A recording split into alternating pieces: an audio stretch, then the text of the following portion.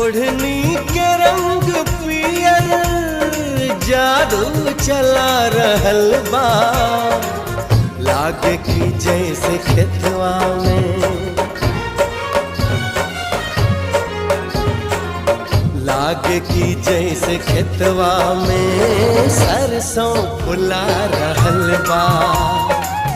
लागे की जैसे खेतवा में सरसों फुला रहल बा।